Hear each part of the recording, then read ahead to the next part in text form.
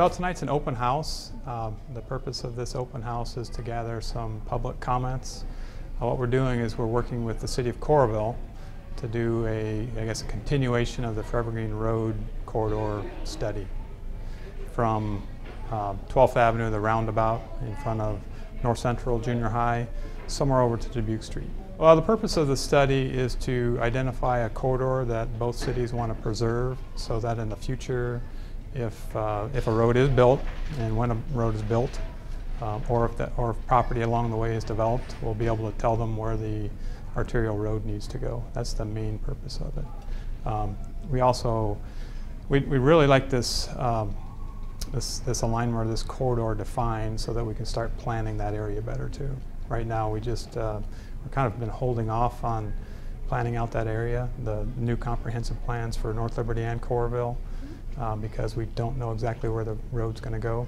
And there was an annexation disagreement at one time, which has now been settled, so we'd like to get back on track. Yeah, that was back in 2005, 2006.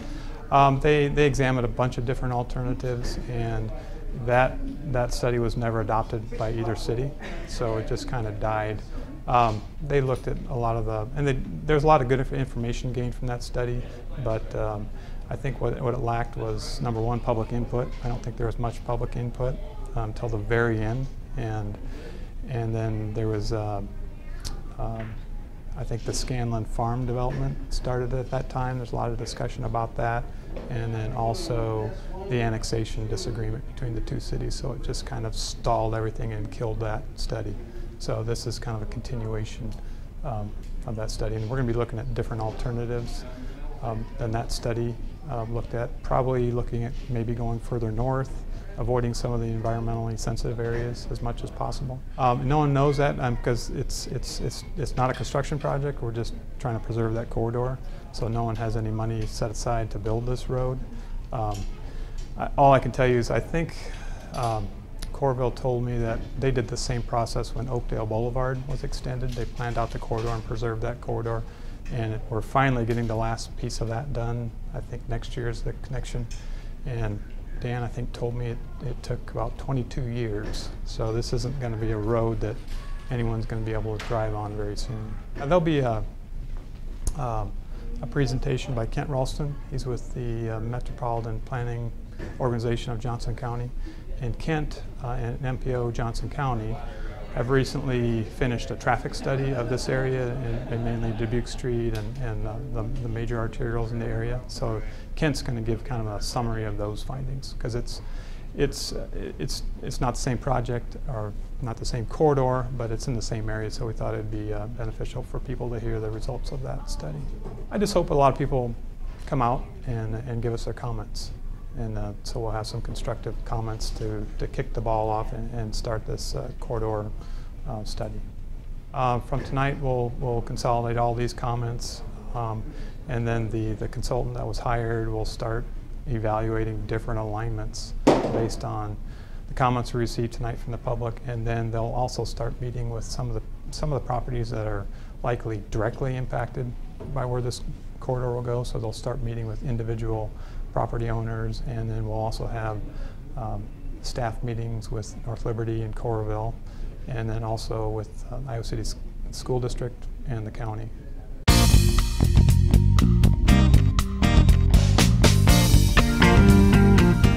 The house was actually placed on the registry on the last week of September. We got the notification the first week of October via the State Historical Society. The process was that we partnered with Johnson County's History Committee. They are a certified local government, which entitles them to receive grant money from the state. We opted to, rather than creating our own certified local government, partner with Johnson County to use their status. The Johnson County Committee, then Historic Preservation Committee, then worked with us to help do a grant application to hire a consultant to write the application for registry on the National Register. We started about a year ago, September of 2011, started doing some meetings and some data collection, brought a committee together, did measurements of the house, inventory of the original blueprints, and just to look to see how much the house had changed from the time it was constructed to what it is now, which is virtually minimal, other than a fire that was in the kitchen and on the main level. That area, the rest of the house is pretty much structurally accurate to how it was originally built. But the application then is completed by the consultant, who sends it to the State Historical Society for review. The State Historical Preservation Office returns that to the consultant, made changes. It then went to the Johnson County Historic Preservation Commission for their consideration. They recommended approval of it, so that it then went to the State Historic Preservation Commission, which met in Dubuque. It was heard with no questions, no concerns, no issues. It was immediately passed on to the national level. That was done in June. And then we were told that it would take 4 to 6 months at the national level for approval. So it was kind of a surprise in September to hear that it had been recommended for, it's now listed on the National Historic Registry. I think you could, but if you're going to go ahead and do the state level, it makes sense to go on to the national level, because the grant dollars for rehab and operation are national dollars through the National Park Service. So the state doesn't have a whole lot of money to add to the mix. So if you're going to go to the state level, you might as well go the one step further and seek the national recognition. To be quite honest, I think if you get the grant, the certified local government grant to hire the consultant, it's not even going to go through the approval process unless the state really thinks it's something that's worthy of being placed on the registry. We actually got a state grant 3 or 4 years ago, and basically brought a consultant in that her sole job was to say, this is something that looks like it would be eligible for listing on the National Registry, or this doesn't look like it would be. And she said, yes, this does look like it would be eligible. So we went on that basis to start the certified local government process. Okay. We've been in this process for almost 5 years. So it's not like you can decide, I want to put my house on the National Historic Registry, and 6 months from now you're have that recognition. The National Park Service has an entire guidebook as to how the house should be maintained as far as structural integrity and all of that kind of thing. We have utilized that book as we've done the renovations on the house. So for example, the shingles that were redone on the roof 2 years ago, or about a year ago now, I guess, we didn't opt for a standard shingle. We didn't do a metal roof. We did an architectural grade shingle that looks like a shake kind of shingle, and had the State Historical Preservation Office approve those shingles before we did that, and made sure that we were complying with those regulations as we've made the renovations. By having a house or a building placed on the National Registry, it protects it a little bit, but it doesn't mean that it can't be removed. A house that's listed, or I should say a facility that's listed on the National Registry, there are different requirements if it were to be relocated or need to be demolished. If it was damaged in a tornado, it wouldn't necessarily have to be restored to exact pristine condition. It's kind of, you've got to have that little bit of levity there, but it should be, the goal should be to maintain it with the integrity that it has right now. Private individuals would be eligible for tax breaks on a facility that's on the National Registry. We of course don't pay taxes, so we don't apply to, that doesn't apply to us. But there are grants at the state and national level for houses that are listed on the National Registry, that for renovations, additional renovations, for operating expenses. So as we open up the Visitors History Center, it's an opportunity to have equipment provided or pay for staffing to be there to have it open and facilitated. We submitted an application in September for Phase 3 to do all of the interior, pulling up the carpet, restoring the wall and the second story that was removed, doing heating and cooling inside, updating electric, moving it into the 21st century as far as being electric and wireless internet or whatever we decide to do technology-wise in that facility available, as well as installing restrooms that are handicapped accessible on both levels, and those final touches really. Ultimately, then we hopefully will get the Great Places grant money to help with that third phase. If not, I would love to have it done before next summer when we have centennial events and be able to focus, have our kind of our grand opening of the house be in conjunction with a centennial event would be a wonderful opportunity.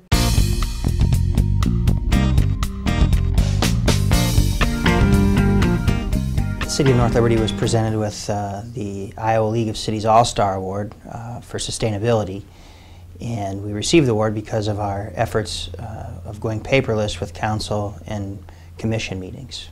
There's 5 awards presented each year to cities across the state for efforts that they're doing in their community. Ours was specific to sustainability.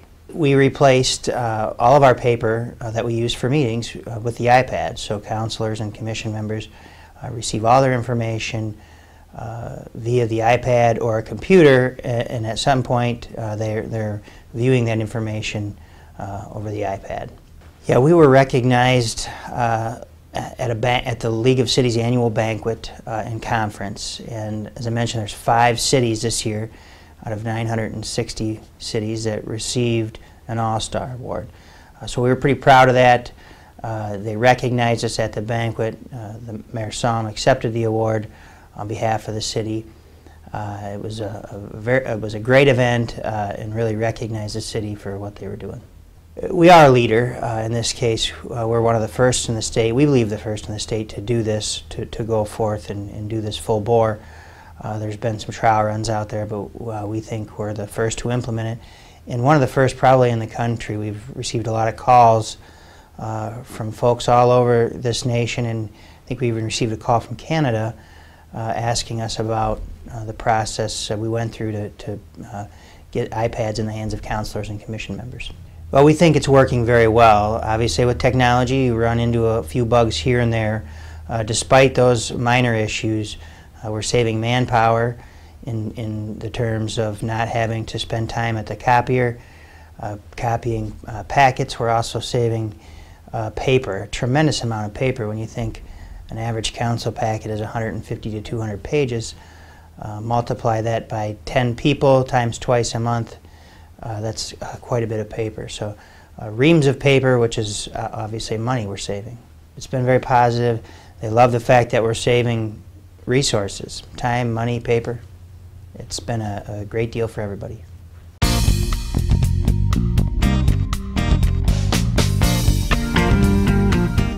We are the only walking school bus program in Johnson County at this time. And a walking school bus is a lot like it sounds. It's just a group of kids that get together and walk to school instead of riding the yellow bus. We were approached by the Safe Routes to School program last fall, 2011, to see if our school would be interested in starting up the program, and we jumped right on board, thought it was a great idea, and that's brought us to where we are today. I believe they picked Garner because we have the unique enrollment area of where pretty much all of our kids are within the 2-mile range, so that that's considered walkable to school. We went great last year. We couldn't believe how many kids signed up. Originally it was the plan that we were going to have one route from one neighborhood that was close by, and before we even got rolling we were up to 5 different routes. So we are open to all Garner students. That anybody who attends Garner is welcome to join, and there's a route for each student. Last year we just had a spring session. We started right after spring break up until the end of the school year. We started with about 70 kids and we ended with about 125. So we ended the school year with roughly 20% of our students enrolled in walking school bus. This year we're running a fall and spring session, so we're running September 5th to November 2nd, and then again March 27th to May 24th. This year we have about 160 kids signed up at this time, and so with our higher school enrollment and with those numbers, we're at 30% of our students enrolled in the walking school bus this year. If a student wants to join the walking school bus, they need to take a permission slip home to their parents, and we need to get the parents' permission. And then we also ask the kids to take responsibility for their actions and on the walking school bus. And we have a student pledge that we ask each student to sign that says that they agree to be a member of the walking school bus. They agree to respect their other walkers, other people's property, and the drivers, and that they will follow the rules and be safe. We're very fortunate that the City of North Liberty has been open to hearing our parents' concerns, our safety concerns. We have 2 routes that cross Highway 965 twice a day, and that was a big concern for our parents from the very beginning, and the city has been very open to listening to our concerns and coming up with solutions that are agreeable to everybody. So the city has repainted a lot of the crosswalks that we use heavily as a reminder to the drivers that they need to yield to pedestrians when they're in a crosswalk, and just to kind of remind them where those crosswalks are throughout town. One of the things that the city has done for us to help with alleviate our safety concerns with crossing 965 is that there was an override switch installed on the 965 southbound lights.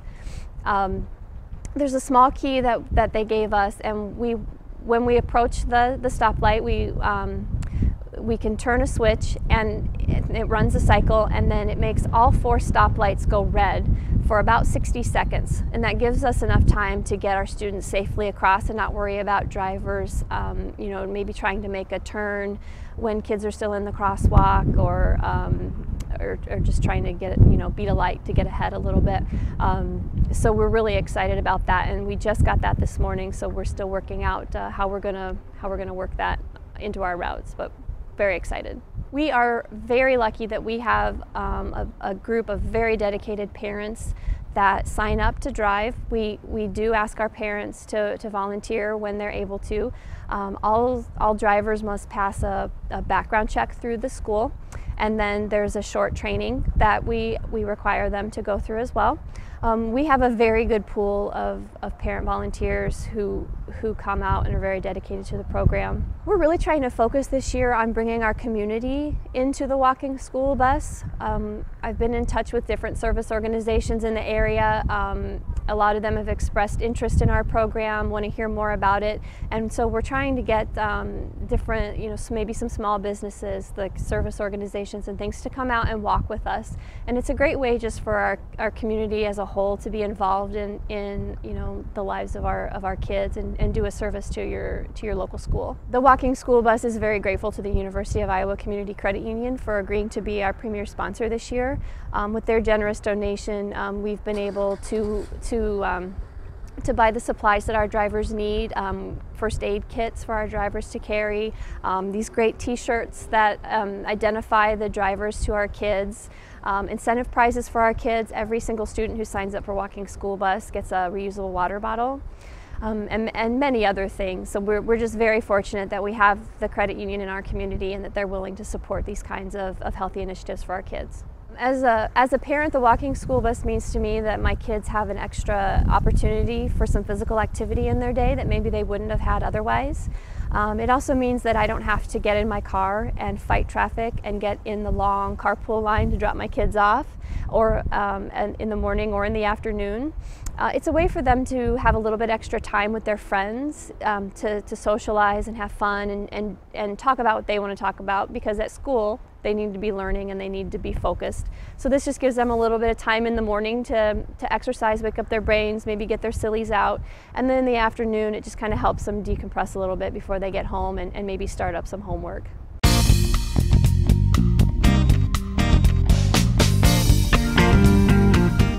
I'm Laura Wagner. I'm with Iowa Department of Natural Resources Forestry Bureau, and I coordinate Operation Relief, which is an event that's a partnership between Alliant Energy, Iowa DNR, and a local partner, in this case the City of North Liberty. We do 8 events each spring and each fall, and we rotate locations to cover the whole Alliant territory. This is our residential tree distribution, and the goal really is to distribute trees in communities to help reduce energy consumption. So to have homeowners plant them around their homes to shade their houses and lower cooling costs. And most of these folks pre-ordered. We selected the trees from Iowa nurseries. They dropped them off here yesterday, and then we sent the order forms out and customers pre-ordered their trees. So now they're bringing their confirmation card. We're getting them checked in. We have a few extra trees, which people always like. So we load up their trees for them at the various stations, give them mulch. We recommend 2 bags per tree. Mulching is the best thing you can do for your tree other than planting it properly.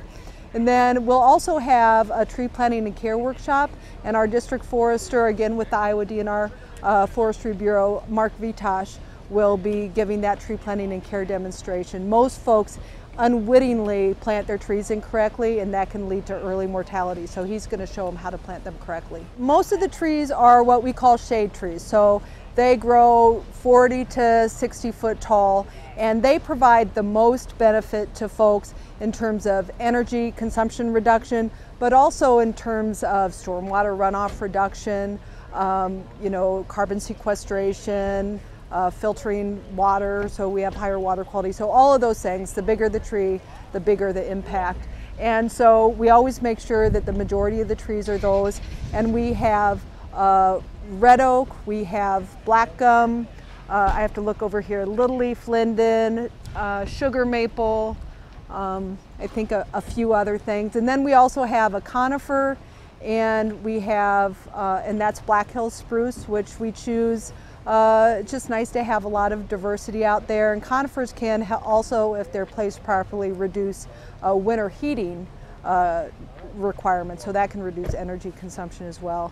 And then we also have crabapple, which is a flowering ornamental, a lower growing tree, because it's also really important that we put the right tree in the right place. So if someone has a power line overhead, we want to make sure that we don't have line interference, so we do offer those lower growing trees as well. Trees really impact the way a neighborhood feels and the way a community feels, and in fact there's a huge field of study that shows the tree benefits, and not just the environmental benefits or the energy consumption benefits, but actually the neighborhood interaction. If there are more trees, people get out and exercise more, and there are lower rates of obesity and asthma when there are trees. And I think people just feel more at home when they have a tree-lined street and a nice tree canopy in their neighborhood. So I think that brings them here. Another big thing that brings them here specifically is that Alliant, of course, pays for a portion of these trees. So they're getting these landscape trees, which are in 7-gallon pots, and they're anywhere between 6 and some of them are 10 foot tall, for $25, which is an absolute great purchase. If you went to a local retail store, they'd cost between $100, some even $200 a tree. I would just encourage folks to purchase trees and plant them properly to get the most energy efficiency. It's really best to plant on the east and west side of your house within 30 feet. That gives us the most shading, and of course that's what does the cooling, so that we don't have to run the air conditioners so much. But trees, of course, provide so many more benefits besides that. And if folks want to participate in this program, we still have 5 more events this fall all over the Alliant territory, and they can download an order form at the Alliant Energy website.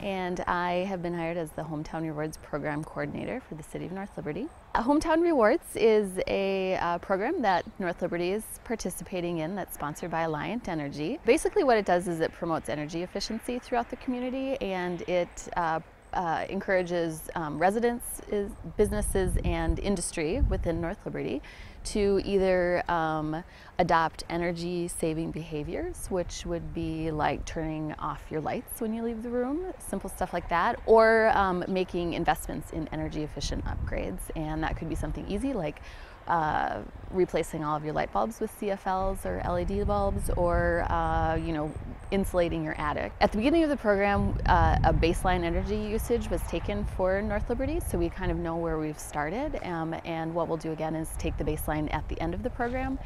If North Liberty has been successful in reducing energy usage, then we will earn a cash reward from Alliant Energy that would go to one of 3 potential community projects. 3 projects that we potentially could be doing would be upgrading current trail lighting at Liberty Center to LED light, installing an energy efficient splash pad at a North Liberty Park, or installing energy efficient lighting at the Penn Meadows ball fields. Well, there's 3 easy ways that residents can help support North Liberty's Hometown Rewards program.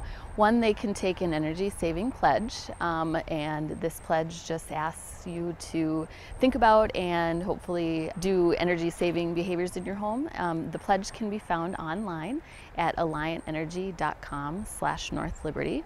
You can also go to the North Liberty website, which is northlibertyowa.org, and find a link to the pledge. Just has a whole list of some really easy things, some a little harder, and it just asks you to take a look at those and let us know what you think you can do to help save energy and water. Second thing you can do is sign up to receive Hometown Rewards information. We have an e-newsletter that's going out every month, and you'll also receive information about upcoming events. And then the last thing you can do is attend a free workshop. We're starting a workshop series, actually starting in October. They're free to the public, so you can attend those. So we're doing them about every other month or so. The first one is going to take place Saturday, October 20th. It's a weatherization workshop. It's geared towards homeowners and renters, and it talks about the easy energy saving measures that you can do before winter hits to really kind of significantly save on your energy bills. In January, we have a workshop about residential renewable energy systems that are available, and also all of the great rebate programs that are out there to kind of help get projects off the ground. In March, we're going to be doing an energy-wise training workshop, and that's really kind of super simple, easy steps that every household can do to help save energy. It talks about where you're using the most energy in your house, a lot of things you don't necessarily think of, and like the super easy things, almost low cost, no cost things that you can do to help save energy. We'll also be covering tree planting for energy efficiency in that workshop. So we've got Mark from a great program called Trees Forever will be coming as well, and he'll talk about easy sort of tree planting and landscaping things that you can do around your home to really save on energy costs. In May, we've got a workshop called Acting Locally. It's about backyard stormwater management practices, and that'll be talking about what you can do at home to help conserve water, and that would be talking about rain barrels and rain gardens and different landscaping measures you can do just around your home. And then the last one would be in July of 2013, and that's going to be a composting and recycling workshop. One other thing that I'll mention is that we're currently looking for information on from North Liberty residents or businesses that are currently practicing sustainable measures either at home or at work. I know there's lots of great things happening out there, and a lot of people are already doing these things, and so we're just looking for people to share their stories.